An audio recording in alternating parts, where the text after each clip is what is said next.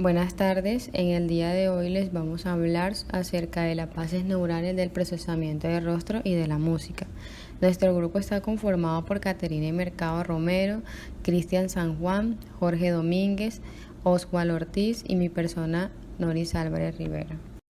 Bueno, como introducción, vemos que el rostro constituye uno de los primeros estímulos que recibimos al nacer y desde el punto de vista biológico, psicológico y social es el objetivo visual de mayor significación para el ser humano. Bruce y Jung en 1986 dicen que la cara es la clave más distintiva y ampliamente usada para determinar la identidad de una persona. La información que nos brinda el rostro relacionada con el sexo, la edad, la raza y las expresiones faciales de una persona es instantáneamente accesible a nosotros y facilita la comunicación interpersonal. Para la comunidad científica ha resultado de interés determinar la forma en que la información proveniente de una cara es procesada. El rostro pertenece a una categoría visoperceptual especial y desempeña un rol central en el desarrollo de habilidades para la interacción social y el lenguaje. Ahora les hablaremos un poco acerca de los principales modelos que explican el procesamiento facial.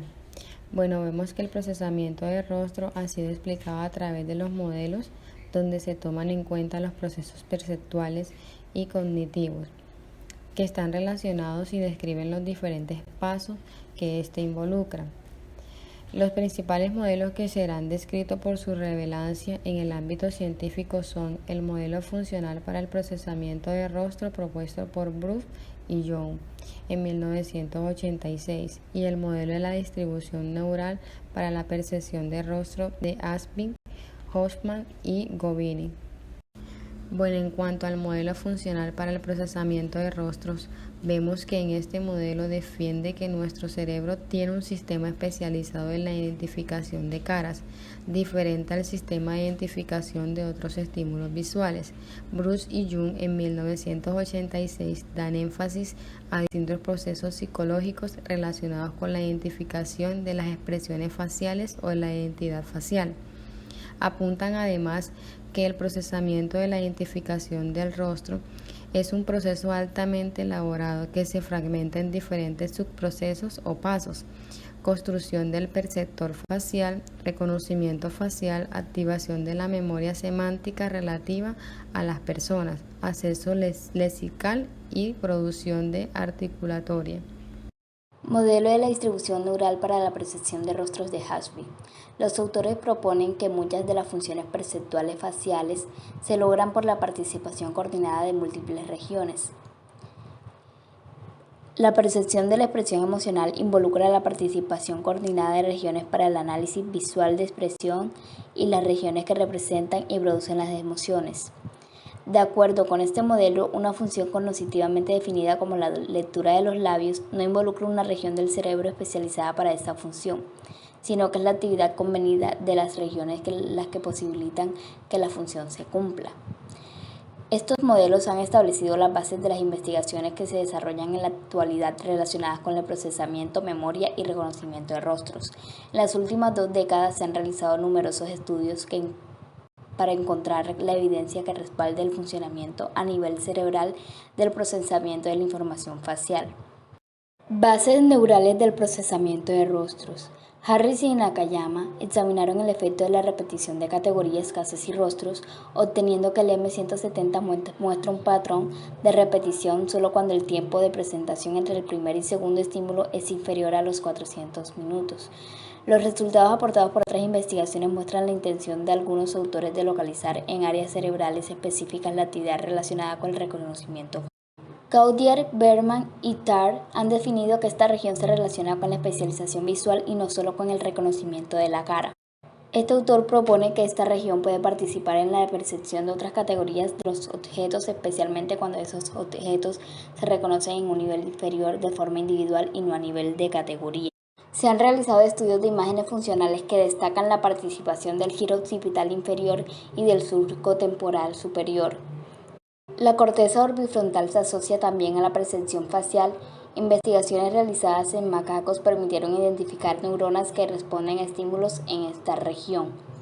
Como se puede apreciar, diversas investigaciones se han enfocado en descubrir los sistemas neurales que subyacen en el procesamiento de los rostros.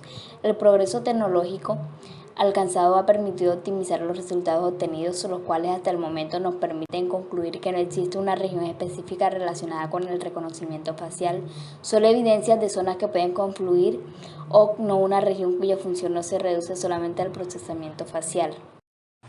Ok, siguiendo el mismo tema del procesamiento de rostros y la memoria de los mismos, se puede decir que el diferenciar a una persona de otra es una de las primeras habilidades cognitivas del ser humano, puesto que esta la vamos a ir desarrollando desde los primeros meses de vida.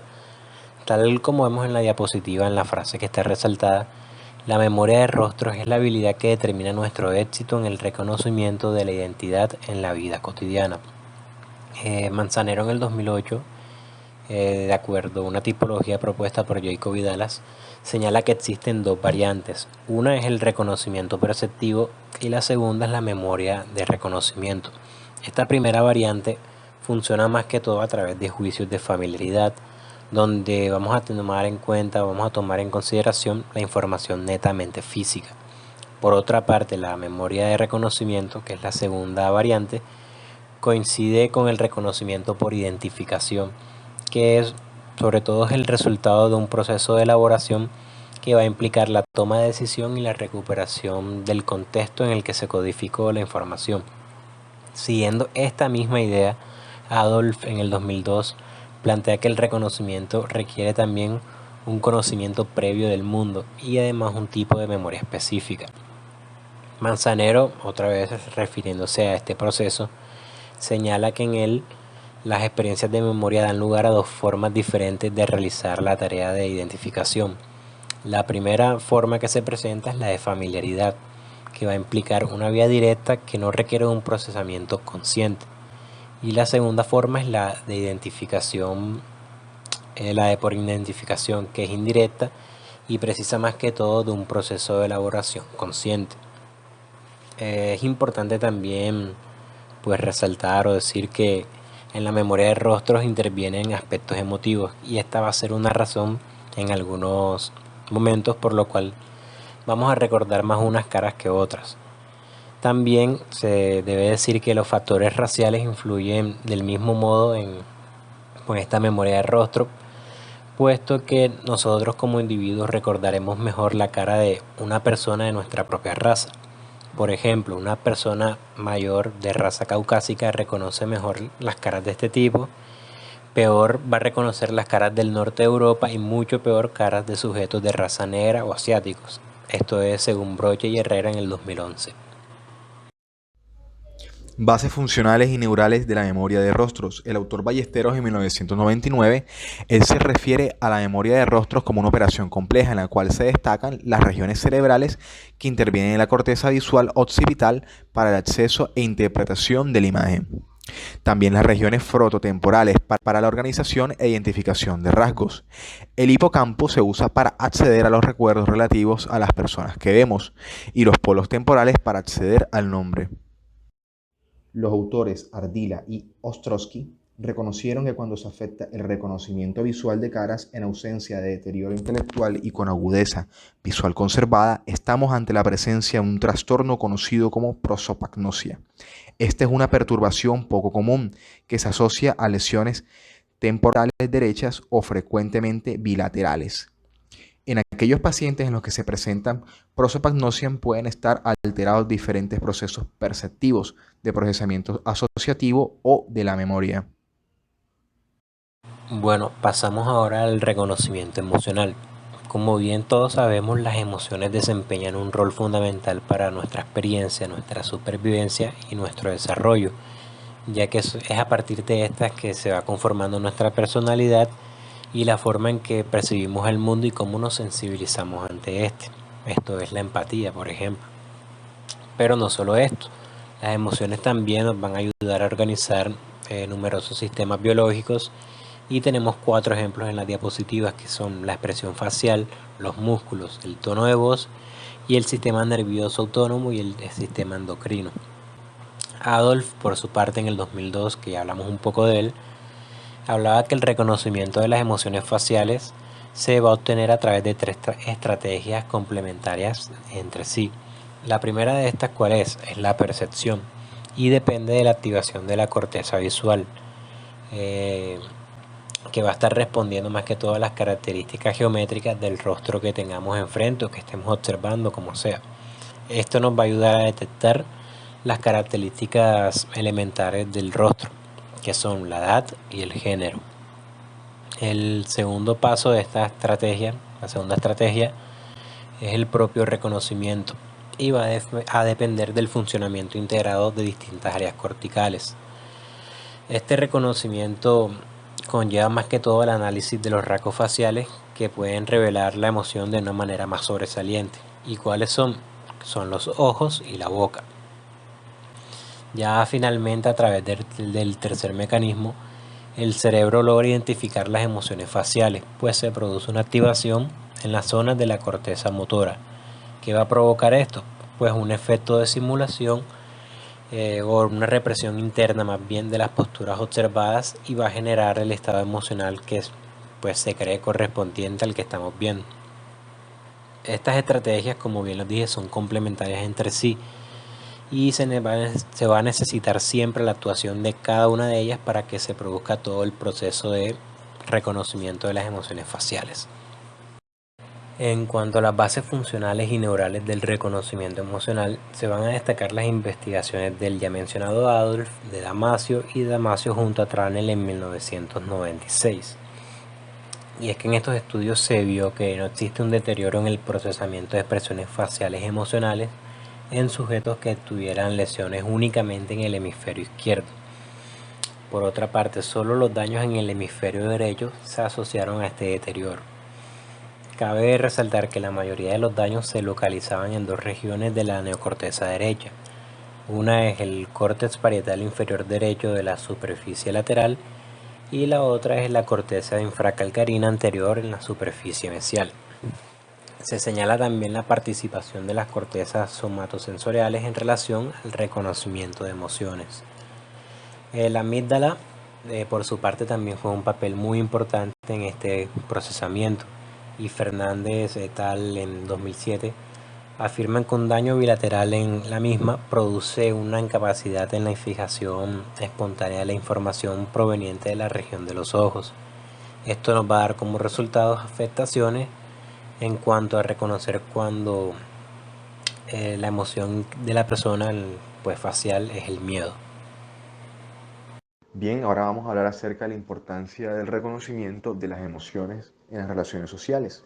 La posibilidad de reconocer emociones en los demás con precisión modula nuestro comportamiento de esta forma. Al interpretar correctamente las expresiones emocionales del rostro de una persona, se regula la conducta en función de una comunicación adecuada y de la interacción social positiva. El reconocimiento exacto de expresiones faciales y emocionales es un camino inicial para la respuesta empática. La empatía y el manejo de las relaciones interpersonales son necesarios desde el nacimiento para la supervivencia. La transmisión y reconocimiento de emociones entre madre e hijo son primordiales para generar un vínculo afectivo, esencial en la comunicación, pues las reacciones emocionales del neonato ayudan al adulto a entender sus necesidades. En cuanto a las alteraciones emocionales que se pueden presentar en las diversas patologías, tenemos según Cerceda que puede parecer desajustado ante determinadas situaciones, limita el establecimiento y mantenimiento de estas relaciones. En el campo de la neuropsicología existen investigaciones recientes que se han enfocado en actualidades psicológicas, determinar la posible relación entre algunas patologías y el proceso de reconocimiento de emociones faciales. Un estudio realizado por Cavieres y Valdebenito en 2007 expuso la existencia de un déficit de reconocimiento de las emociones faciales en pacientes esquizofrénicos, que podría estar asociado con la disfunción cognitiva propia de la esquizofrenia. Los autores mencionan que se ha demostrado que estos pacientes tienen mayor dificultad para reconocer las emociones negativas, específicamente ira y miedo, e interpretan de forma errónea las expresiones neutrales. Bueno, muy buenas tardes, mi nombre es Jorge Domínguez. Vamos a hablar un poco sobre las bases neurales del fenómeno musical. El sonido y la música tienen mucha relación entre sí, pero no son iguales. Como entes separados, ambos poseen cualidades completamente diferentes. que al estar muy relacionadas o tener muchas cosas en común, pues se han mantenido equivocadamente entrelazados como si fueran uno mismo, pero son completamente diferentes. El sonido es una onda que se propaga a través del aire u otro medio elástico. Esta es producida por la vibración de un cuerpo. Entre las cualidades del sonido podemos encontrar lo que es la altura, la intensidad, la duración y el timbre. Mientras que al hablar de la música encontramos unas cualidades completamente diferentes, que son el ritmo, la melodía, la armonía, la textura, la forma, el movimiento y también los matices de expresión. Bueno, hablando un poco sobre la estructura, las estructuras que se ven involucradas en el procesamiento musical son varias, pero que queremos destacar de pronto en esta oportunidad lo que es la corteza prefrontal rostromedial, que es la que se encarga de procesar los tonos, es la implicada en el aprendizaje de las estructuras musicales. También está lo que es el lóbulo temporal derecho, que es el procesamiento básico del sonido como tal. Este hace como una división o una separación entre la armonía musical de otros estímulos auditivos. Y también el sistema límbico, que es el implicado en percibir las emociones. Este mantiene comunicación con el lóbulo temporal y por ello la música tiene como un impacto en nuestros sentimientos. Bueno, vamos ahora a continuar pues con un recuento de ese trayecto que hace el sonido a través bueno, cuando ingresa por nuestro canal auditivo hasta llegar a nuestro cerebro. Esas ondas sonoras que llegan al epitelio ciliar son transformadas precisamente en energía eléctrica, la cual es conducida a través de las dendritas de la primera neurona. Esta neurona está ubicada exactamente en el ganglio espiral o de Corti. La segunda neurona se encuentra ya en el núcleo anterior y tubérculo lateral de la unión bulboprotuberancial, sitio a donde llegan los axones del ganglio espiral. La tercera neurona se ubica en la oliva superior o protuberancial y sus axones harán sinapsis en el núcleo lemnístico lemnisco lateral, que es es precisamente conocido como la cuarta neurona. La quinta neurona, ubicada ya en el tubérculo cuadrigémino inferior, recibe estos axones de la cuarta neurona y se constituye en un centro auditivo fundamental del tallo. Sus neuronas pues se comunican con el lado opuesto y también hacen esa sinapsis con la sexta neurona, que esta ya está ubicada en el cuerpo geniculado interno del tálamo. La neurona pues ya está ubicada en esa área llamada, esa área conocida como el centro cortical auditivo primario, que está pues un poco, para ser como más específico, está ubicada en la primera circunvalación temporal. Y pues bueno, es fundamental como señalar que estas fibras que nacen del núcleo anterior llegan a la oliva ipsilateral y contralateral, que son ese principio neuroanatómico fundamental para entender a la audición biauricular. Como tal, el cerebro realmente convierte pues estos impulsos que recibe a través del oído en sonidos que podemos entender, que nuestro cerebro puede procesar, y pues a su vez discrimina los sonidos relevantes del ruido de fondo, amplificando incluso el volumen de nuestra. Cuando escuchamos sonidos, las ondas sonoras viajan, pues como les venía comentando, viajan al oído externo a través del oído medio hasta llegar al oído interno, donde ya pues estas vibraciones estimulan miles de diminutas células ciliares y estas ya pues van dirigidas hacia el tallo cerebral, luego van hacia el mesencéfalo, hasta por último llegar al tálamo, que a su vez lo que hace es como proyectar toda esa información almacenada y la va pues a transferir como tal a la corteza cerebral auditiva, que está ubicada exactamente en el lóbulo temporal. Como tal, la música y el lenguaje comparten pues conexiones súper profundas en el cerebro, en lo que respecta a su estructura y a sus funciones. Algo que se considera indispensable para la neurociencia cognitiva. Algo que la música, además del lenguaje, tiene el potencial de interactuar con otras funciones cerebrales que se distribuyen en diferentes regiones de la corteza, como la memoria y la atención. En recientes investigaciones científicas que han estado como direccionadas hacia las neurociencias cognitivas, hacia la música, hacia la lingüística, pues se han determinado que la música y la lengua son capacidades procesadas por mecanismos cerebrales que no están separados.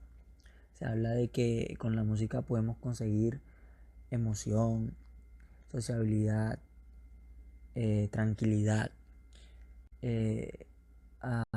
Sin embargo, aunque hasta la actualidad no existe evidencia científica sobre la efectividad de la terapia musical en tratamiento de los síntomas de diversas patologías neurológicas, eh, como la depresión, la afasia o la demencia frontotemporal, aunque no haya como que esa evidencia científica, sí cabe resaltar que se han notado avances relevantes, sobre todo en lo que respecta al autismo. Bueno, ahora vamos a hablar un poco sobre las patologías, que son un tema súper interesante en esta área. Tenemos lo que es la epilepsia musicogénica, la amusia, las alucinaciones musicales, la demencia frontotemporal y el síndrome de Savant. Empezamos sobre lo que es la epilepsia musicogénica, que es un trastorno neurológico que es realmente muy raro, es poco frecuente, que es una condición clínica evocada o provocada sensorialmente. Es inducida por sonidos en combinaciones melódicas y armónicas. Básicamente se describen como crisis provocadas exclusivamente al escuchar música.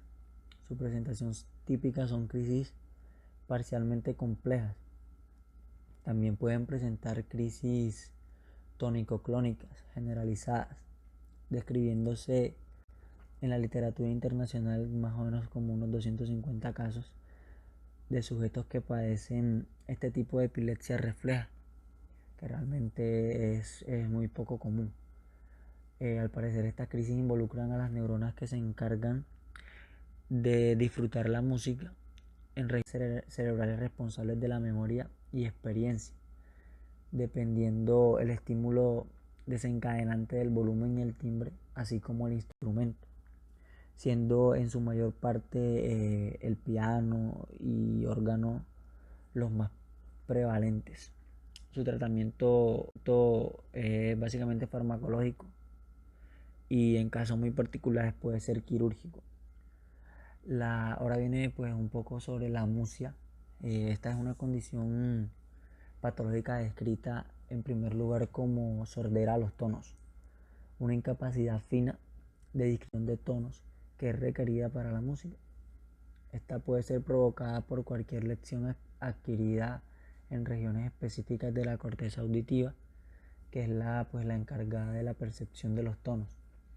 En este caso, la capacidad de detectar los cambios de tono en el lenguaje están alteradas, o puede ser de tipo congénito.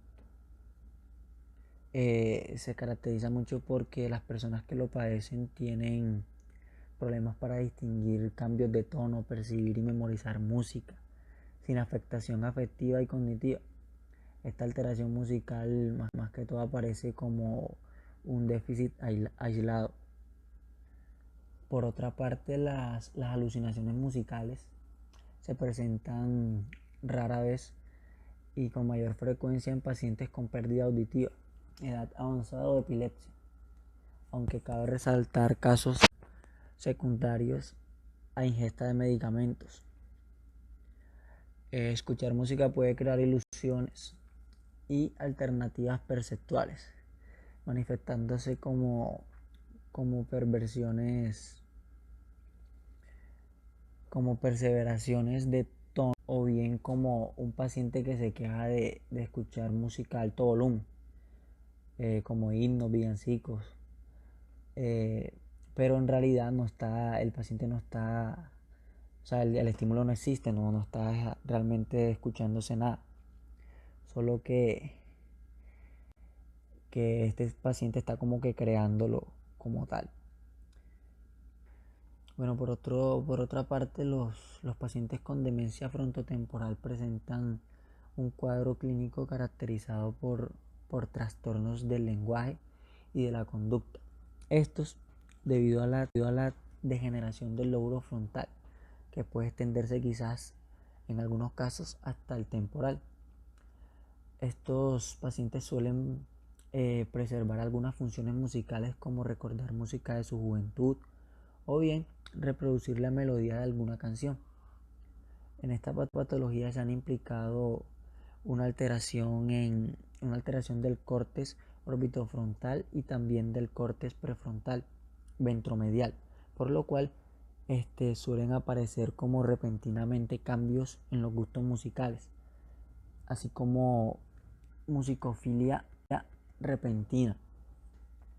También algunas hipótesis indican que la selectiva desconexión de regiones frontales produce como un deseo de crear arte y que también sucede en ciertas regiones occipitales, algo que puede llegar a facilitar la vía visual y las habilidades constructivas. A estos casos se les conoce como adquisición de habilidades de sound.